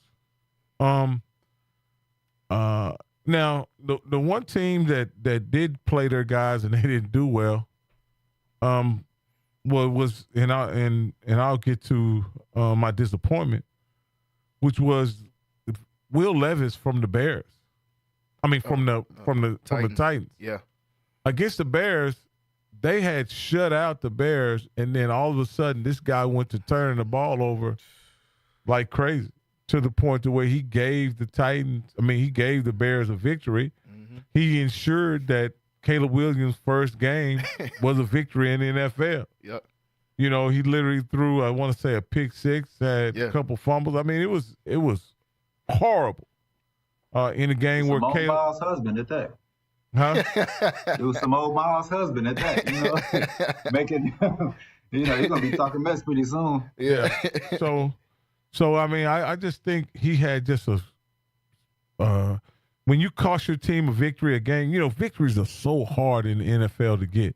And when you literally, with your team up 17-0, you give the other team a victory, that's pretty tough, man. And so for that, I'll look at, that being the most disappointing, game, disappointing performance. And when you talk about, and I'll just piggyback, extend the conversation about quarterback play, is that at the end of the day, these are today is, the first 2-3 weeks of preseason, right? So guys have to get up under their feet. Now you look at guys like Joe Burrow. I think Joe Burrow is a proven competent quarterback. I think a couple years ago he started slow, coming off an injury. Every year, just about. I think they started slow last year too. And I attribute that to not having, Jamar Chase set out, So there's a lot of things going on over there. And I think ultimately the Bengals are going to get it rectified and get it straightened out. You look at you look at the Giants and you want to say Daniel Jones or whatever. Daniel Jones is who he is. Yeah. But let's say this. Daniel Jones proved that if you have a functional running game, he can be not a sensational quarterback, not a person who can carry a team, but he can use his legs to kind of, compete or whatever. And, yes, they are probably the worst team in the league. But he'll even be better with a few more games under his feet. You know what I mean? So the quarterback play is what it is, not because I think the quarterbacks are worse. Because if you looked at guys like Kyler Murray and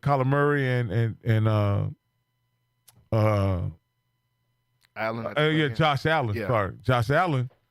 Those guys had really good games. They had played really good high-level football games early in the season. Yeah. And it took Josh Allen about a quarter to get acclimated to game speed as well. Mm-hmm. I just think playing with no preseason, we saw preseason. We saw the first live action for all the teams today. It'll get better next week, and then the following week it'll even be better. And that makes that gives me hope that we won't have anemic quarterback play all season long.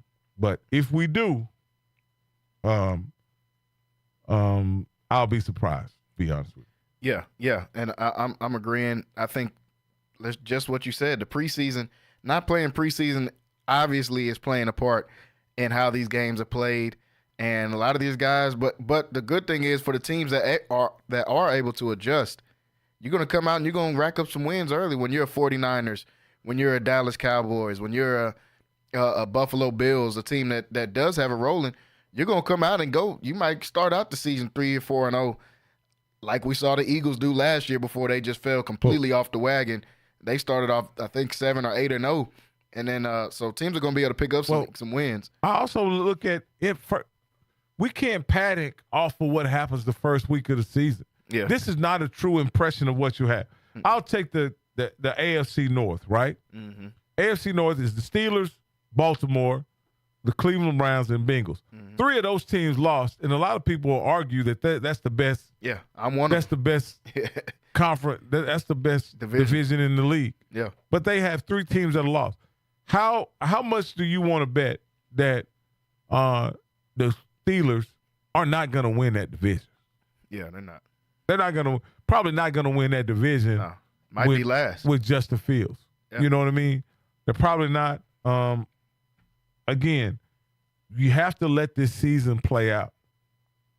I look at another situation that's quite unfortunate. You guys talked about it yesterday about Tyreek Hill, getting arrested and but the Jacksonville Jaguars didn't win that game. Early on, they looked better than the Miami early on. Yeah. But it turns out that Miami was able to do enough to win the game. A couple more weeks, Trevor Lawrence is going to be much better. He'll have better time with his receivers. He'll be able to put up better numbers. Again, I think not having a real true preseason anymore is the reason why you have so much shoddy quarterback play the first of the game. You can't afford to get a guy hurt that you're paying $50-60 million in preseason. It doesn't make sense. Yeah. And that's why I think eventually this has nothing to do with anything other than I think they're going to go to 18 regular season games just because, they're paying these guys so much money. Mm-hmm. And so they're going to have to figure out a way to maximize the time that they have with the guys. They have a total of 20 games. Now, only 17 of them count. I think they're going to go with an 18-game schedule, considering how much money these guys are getting paid. But what I wanted to talk to you guys about, I saw a lot of reaction over Twitter and the talk shows about how the rookie quarterbacks performed the first week. And the rookie quarterbacks I'm talking about Bo Nix from the Broncos, Jalen Jaden Daniels. Jaden Daniels for the Washington Commanders and Caleb Williams. Now, the crazy thing is most of the people are pretty hard on Jaden Daniels and Caleb Williams, but they're not as bad on Bo Nix. No. What do you guys attribute that to? Is it just the expectations was lower for that guy? Because he didn't play any better. No, not at all. He didn't. 138 yards, 2 picks, and a couple of sacks. He was kind of like sporty out there, I guess, spunky. He gave him a little, once I heard him. He gets a rushing touchdown. I heard terms like gritty. Yeah. You know what I mean? They come up with stuff when they want to make it do good. He was operating out there. Yeah. What else did I heard him say? The moment didn't look too big for him. Yeah, come on. Man. What the heck does any of that mean? No one knows. He threw the ball 40 times, completed about half of them. Yes. 2 picks. And threw 2 picks. Kyrell, what are they trying to say about Bo Nix that, why did they go light on him where they were? I thought they had a very strong critique of Jaden Daniels and Caleb Williams. I don't want to say this is some kind of privilege, but it's obvious to me that, they're looking at this through a different set of lens than I am. Yeah, I think I actually watched a little bit of that game, and I know for a fact that any pass that man attempted over about 15 yards was a duck. Like, it was not looking good. I would say I'm not going to go that far. I'm not going to pull that card yet. But trust me, I'm one of the ones that's quick to do it too. But this one, I'm just going to go about interest, man. Jaden Daniels and Caleb Williams, they were, these are the stars of the draft class. Like, nobody expected the new age Brandon Whedon to be anything in this league. So they can call it gritty, they can call it whatever. Half those completions that he did get were around the line of scrimmage. He really wasn't pushing the ball downfield at all. I want to say someone did they showed the Football Focus passing chart on him, and half of the passes were 7 yards or less. Yeah. And that's what we're gonna see out of this offense. I think it's like Kyrell said. The stars of the draft were Caleb Williams and Jaden Daniels, but the league loves Sean Payton, and I've never been a huge Sean Payton guy. I don't know why they love him so much. It's a Sean Payton offense. You know what? Man, come on, bro. He had Drew Brees. His offense. His offense is decent at best. Secondly, I don't think Jaden Daniels played that bad. I got to watch some of that game. I think the Commanders looked terrible, but I thought the Commanders were going to look terrible anyway. Jaden Daniels went 17 for 24, no turnovers, didn't throw any picks, he didn't throw any touchdowns, but he ran for 88 yards and had 2 rushing touchdowns to go with it. Yeah. I think he played bad. The problem I had was the number 1 pick. The guy that I thought, I know everybody with the arm talent and, he got to do this, then he got on Hard Knocks. I was not sold at USC. I'm still not sold on this dude. I know it's the first game, and obviously he's going to play better. But come on, man, 93 yards, bro. You had 93 yards against the Titans, against Will Levis, the dude that, like Rocky said, gave you the game. The funniest picture of the weekend was a picture of Will Levis on his knees with his hands on his helmet after he just threw the worst pass of the century on a flick pass to a DB that he tried to throw out of bounds. He can't even throw hard enough to throw the ball out of bounds. He threw it right to the dude and ran it for an easy pick 6. That's the only reason Caleb Williams got a win, which is the first win in a rookie debut for a quarterback since 2002. I'm extremely, extremely unimpressed with the play of Caleb Williams. Bo Nix, I don't know where the gritty and all that stuff comes from. I'm not big on Bo Nix either. He was 30 years old out there playing in college against teenagers. So, of course, he looked good at Oregon. I think this is what he's going to be in the league, too. But Jaden Daniels, I think Jaden Daniels played decent, though, for his rookie start. Well, Jalen. Yeah. Let me, because I watched every, I was interested. I didn't get to see the whole game, so I went and watched every throw that Caleb Williams had back there, right? Mm-hmm. This dude, Jaden Daniels, without a doubt, had the better game. Mm-hmm. But Caleb Williams is going to be fine. Like, a lot of these passes are getting tipped at the line. I seen Keenan Allen with a drop in the end zone. Like, his game the stats look way worse than the actual game he had. He's not really, I didn't really see him missing throws, I'm seeing him holding the ball too long, rookie stuff, but he's going to be fine. Like, I don't want us to get off the train of Caleb Williams. Caleb Williams is going to be a good quarterback in this league. Well, I watched the entire game. It was one of the games that I kept my eye on. I wanted to really see how he played or whatever. Early on, I didn't think he got a lot of help from his teammates. You know what I mean? Early on in the game, I didn't think they were. And to be honest with you, I didn't really like the game plan either. Mm-mm. You know what I mean? I definitely agree with that. I didn't like the game plan either. It wasn't. I believe that with a rookie quarterback in that situation at home, you get him some confidence, you get him some screens, you get him some draws, you get him some quick screens, some smoke routes, you get the ball to the tight end. Just some stuff to build confidence.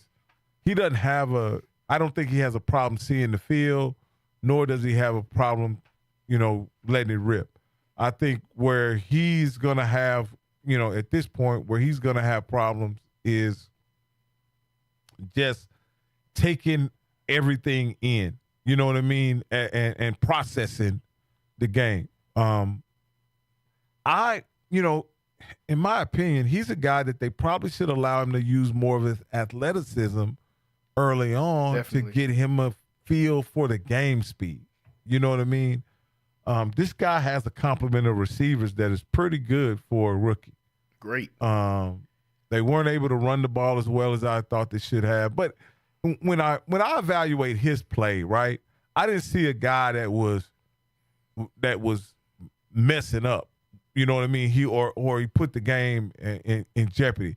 I just saw a guy that just wasn't getting a lot of help from his teammates. They didn't have a running game, and they weren't able to. And then when he did make plays and passes, guys were dropping the ball. Yeah. You know, and if he gets that touchdown early to Keenan Allen, you know, he gets a little confidence. He gets his swagger going.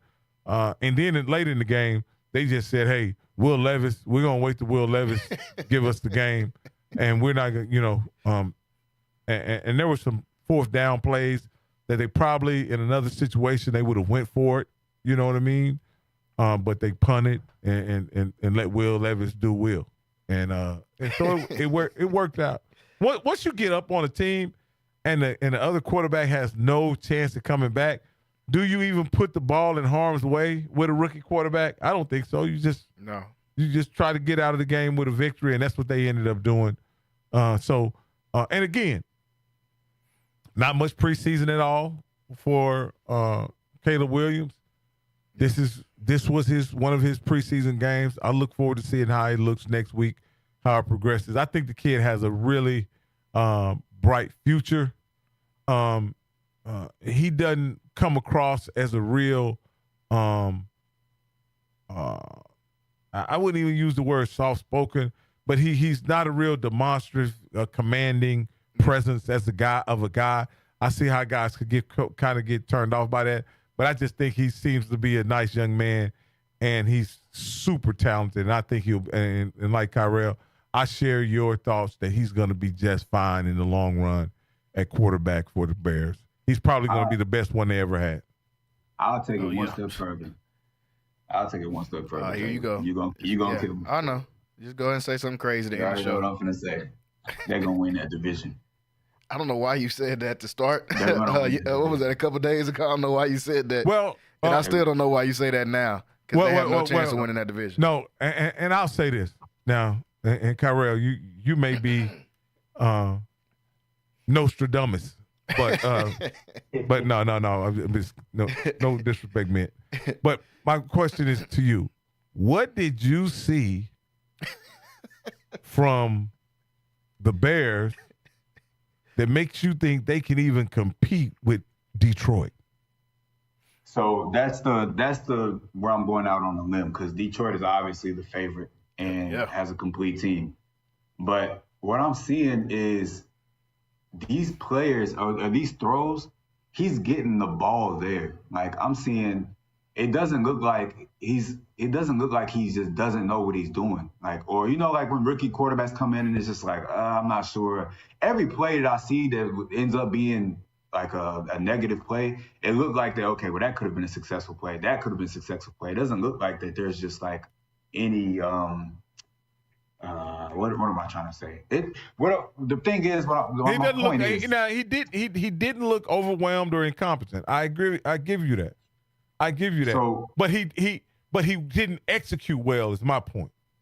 Right. But my point is it's going to come. So I didn't see the missing execution to where it's like, oh, he can't do this. I see like they're like a couple of seconds just timing away. And as soon as that they get that familiarity with each other, I think this is going to be a really, really good team. They're an opportunistic defense, and they have a quarterback that looks like he's a playmaker, and he can get the ball there. I see no deficiencies in his game. Like I said, the amount of balls I'm seeing getting batted at the line of scrimmage is ridiculous. And a lot of that is on the quarterback. But I think that's going to change. I liked the way he looked in this game. I didn't think that he was abysmal like that stat line is. not even close. That's crazy. No, I agree to a point. I think he's going to be good. When I said I wasn't a fan of his, it was the Mahomes comparisons. He's not going to be anything close to Mahomes. So we just need to get that out of our brains. That's not even going to be a thought, nowhere near being that good. I was saying how he was projected to be the top player, and he repeatedly came up short in every single big game that USC ever had in his entire career there at USC. He played good against Texas when he came out against Oklahoma, but at USC, he came up short in every single big game. And you said to win the division, I'm not even going to acknowledge that. If they win 8 games, I'll buy you a nice dinner somewhere.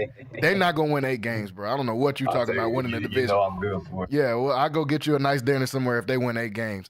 But, folks, I want to thank everybody for listening in today with us. Make sure that you are subscribing to the YouTube Centex Sports TV. Also, make sure you are downloading the app Centex Sports 1 and go over to CentexSports1.com to be able to watch and listen to this show weekdays 5 to 7. I want to thank everybody for watching with us today. We'll be back tomorrow at 5 to 7. I'll have Wayne Walker on with me, and I'll have a couple other guests join on there as well. I want to thank Rocky Miller and Kyra Gibson for coming on here with me again today. We will see you guys tomorrow, folks. Everybody have a great evening. CBS Sports Central